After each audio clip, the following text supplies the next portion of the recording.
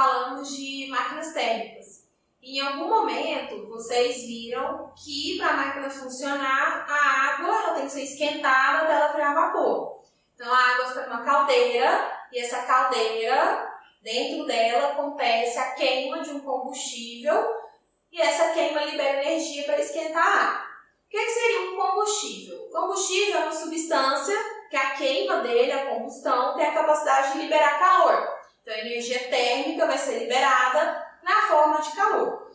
Os combustíveis, eles já são conhecidos da humanidade há muito tempo. Então, na pré-história, os combustíveis utilizados, eles eram de origem vegetal. Então, acontecia a queima de troncos, de galhos, de lenha, para poder gerar calor para ser utilizado nos mais diversos fins. Então, utilizar para cozinhar algum alimento, para manipular algum material, forjar algum instrumento, o que levou ao aprimoramento de alguns hábitos que os seres humanos tinham.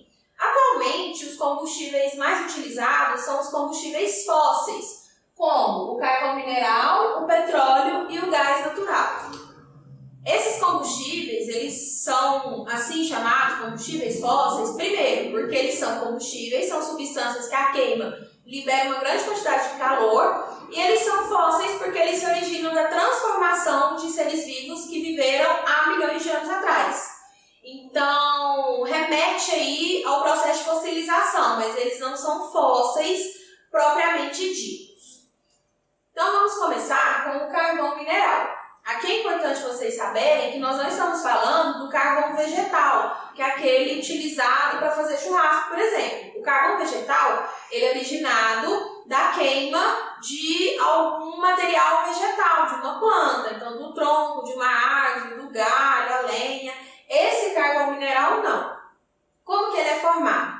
Na imagem que vocês vão ver a seguir, mostra a formação do carvão mineral. Então ele foi formado há 286 milhões a 360 milhões de anos atrás.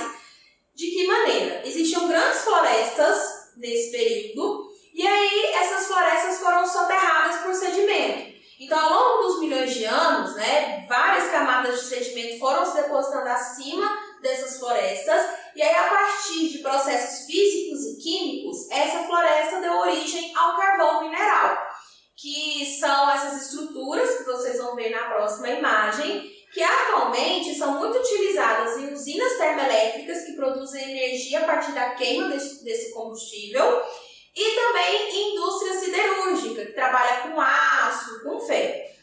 É importante dizer que a queima do carvão mineral, ela é muito poluente. Então, a queima libera gases que contribuem para o aquecimento global, contribuem para a intensificação do efeito estufa. A queima do carvão mineral também libera enxofre na atmosfera, que quando eles combinam com a chuva, forma a chuva ácida, que pode prejudicar alguns seres vivos, prejudicar plantações, pode degradar alguns patrimônios, algumas edificações e coisas desse tipo.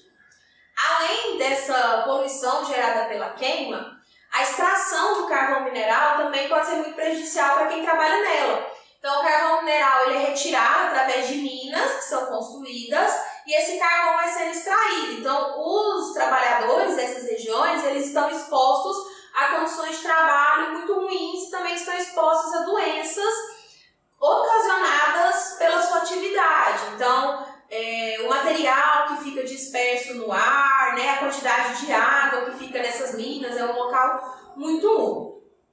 Além do carvão mineral, temos também o petróleo e o gás natural, que são formados no mesmo tipo de processo, eles são retirados juntos. Como que ocorre a formação desses dois combustíveis? Aqui, diferente do carvão mineral, nós estamos falando de florestas antigas, estamos falando de micro-organismos aquáticos. Então, em uma região aquática, micro-organismos, há cerca de 2 milhões a 500 milhões de anos atrás, eles morreram, se depositaram no fundo desse curso de água e foram sendo soterrados por camadas de sedimentos. E ao passar desses milhões de anos, esses micro-organismos sofreram transformações físicas e químicas e deram origem ao petróleo, que é um óleo viscoso, bem escuro, e ao gás natural, que é um material gasoso. Então, nessa imagem imagem que vocês estão vendo, é possível notar que o gás natural ele sempre se localiza acima do petróleo e eles são retirados no mesmo local.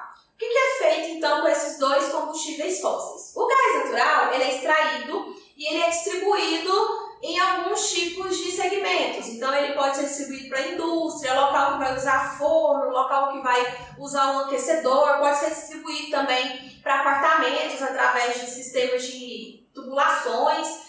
Mas lembrando que o gás de cozinha que a gente usa, ele não é gás natural, ele é um subproduto do petróleo. Então ele não é esse gás aí que retira junto com o petróleo. Ele é chamado gás liquefeito de petróleo, GLP. Então, ele é retirado nas refinarias, né, com o processo que o petróleo passa, é envasado e distribuído para as residências.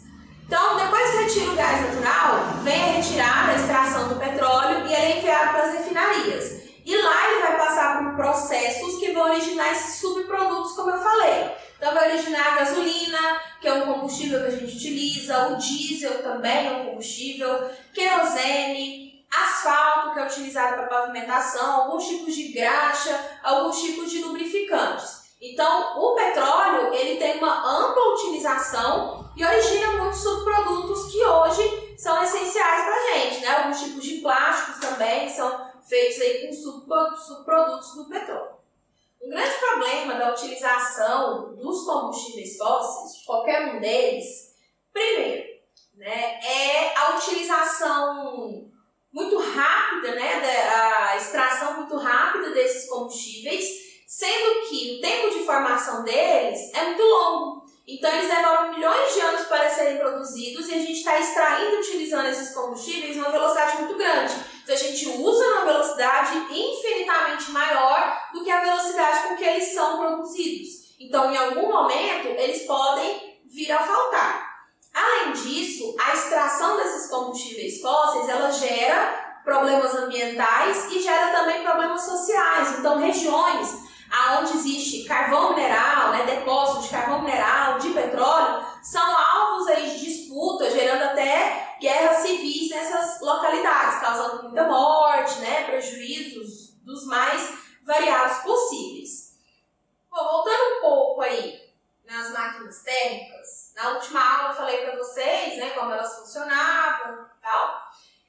E juntando os conceitos de máquinas térmicas com esses combustíveis fósseis que nós vimos agorinha, nós podemos falar de 3 momentos na história que são altamente influenciados aí pelo avanço na construção dessas máquinas térmicas e da utilização desses combustíveis fósseis. Então, a partir do momento que essas máquinas térmicas elas começaram a ser utilizadas, né, elas começaram a ter um emprego mais amplo na sociedade, lá no século XVIII, inicia-se na história, então, um momento chamado Revolução Industrial. Foi a primeira que aconteceu. O que isso significa? Significa que o modo de produção, ele mudou. Então, antes desse avanço aí nas máquinas térmicas, né, para executar o trabalho de uma forma mais eficaz, sem utilizar tanto a força das pessoas, antes disso, a produção ela era uma coisa familiar. Então, geralmente, as famílias tinham ali uma oficina, um local de artesanato, de produção manual. Eles controlavam todo o processo, né? A mesma pessoa participava de todas as etapas do processo. E isso gerava um tipo de relação de trabalho muito diferente da que a gente vê hoje. Então, uma mesma pessoa era envolvida ali em todas as partes do processo de produção. Com o avanço dessas máquinas, então, foram construídas fábricas, né, grandes fábricas, que contratavam as pessoas para participar de uma parte do processo. Então, esse processo foi muito bem dividido. Então, existiam partes do processo de produção, seja ele qual for, e as pessoas eram contratadas para trabalhar em uma parte. Isso gerou, primeiro, né, a dissolução dessas fábricas manuais, desses ateliês, desses locais de artesanato, e as pessoas migraram, né? Elas migraram para essas fábricas e, consequentemente, elas saíram do campo e foram para a cidade. Então, houve um aumento populacional muito grande nas cidades, houve aí a grande implementação dessas fábricas e houve também a utilização aí de combustíveis que começaram a poluir a atmosfera. Então, a partir industrial, temos aí esse aumento populacional, né, muito significativo, e também o início de atividades poluentes para a atmosfera, para o solo e para a água. No final do século XIX, temos então outro momento de mudança na história, que é a segunda Revolução Industrial.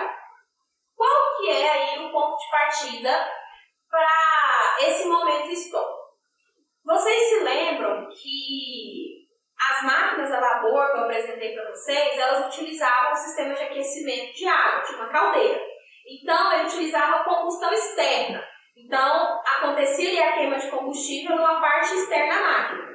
E aí um cientista chamado Otto, o sobrenome dele é esse, ele criou um motor de combustão interna, aonde essa combustão acontecia dentro da máquina, muito próximo ali ao pistão que levanta a roda, né, ou faz algum outro processo.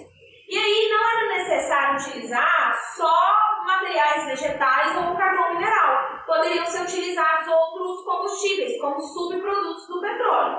Então, primeiro eles utilizavam benzeno, mas aí depois eles descobriram que a gasolina, que naquela época ela era jogada fora, porque ela não tinha nenhuma utilidade, ela tinha um poder calórico muito maior que o benzeno. O que é esse poder calórico? Essa capacidade de liberar calor. Então a gasolina era muito mais eficaz do que o benzeno, e aí foi substituído. Então começaram a utilizar esses motores de combustão interna, que eles evitavam ao máximo a perda de energia, eram muito mais eficazes, e eles utilizavam outro tipo de combustível. Então, com esse avanço, também com a utilização desses outros combustíveis fósseis, que tornavam os processos industriais muito mais eficazes, temos a segunda Revolução Industrial, que foi marcada por uma intensa carga de trabalho e em situações muito precárias, porque os donos das fábricas pagavam salários muito pequenos para os trabalhadores. Então, a família inteira tinha que trabalhar, inclusive as crianças. Então, tem muitas imagens dessa época que mostram as crianças, principalmente na indústria têxtil, né? Além dessas condições de trabalho, né, muito difíceis, degradantes, a condição da moradia das pessoas também era muito ruim, então não tinha água tratada, o esgoto não era tratado. Então, nessa época, muitas doenças eram facilmente transmissíveis, como a cólera, que matava muitas pessoas. Mas, apesar disso, essa época também teve grandes avanços, né? Então, nessa época, foram desenvolvidos os primeiros antibióticos, as primeiras vacinas, surgiu o rádio, o telefone, dentre outras coisas. E, por fim, a terceira Revolução Industrial, que é a que nós vivemos agora. Então, a partir do século XX, com o desenvolvimento da eletrônica, da engenharia genética, de outras tecnologias, como a internet e outros meios de comunicação, nós vivemos aí mudanças também no processo produtivo, no processo como as coisas são feitas, como as relações acontecem. Então, hoje a gente vive uma revolução industrial também, a terceira dela. Lembrando que todos esses momentos aqui na história, eles têm impactos ambientais também. Então, desde a primeira revolução industrial, nós estamos vendo, né, a degradação do meio ambiente, queima de combustíveis fósseis. Hoje a gente vê um problema muito grande, né, do descarte inadequado de substâncias, o plástico, que hoje já existe mais plástico no oceano do que quantidade de peixes. Então, conforme avançamos, né, em questões de tecnologia e desenvolvimento, a questão ambiental ela acaba sendo cada vez mais prejudicada. Então, terminamos a aula de hoje. Vocês vão receber aí pelos seus professores tutores as atividades dessa semana. Vão receber também uma apostila com todas as informações que nós falamos aqui, mas vocês também podem acessar essa apostila pelo link que está aqui na descrição. Se vocês tiverem dúvidas, podem deixar aqui nos comentários, eu vou responder, ou vocês podem mandar essas dúvidas pelos professores tutores, que eles entram em contato comigo. Caso vocês tenham perdido a aula anterior, podem clicar aqui na tela que ela vai aparecer, a aula de máquinas térmicas, e a nossa próxima aula será a correção das atividades dessa semana. Por hoje é só.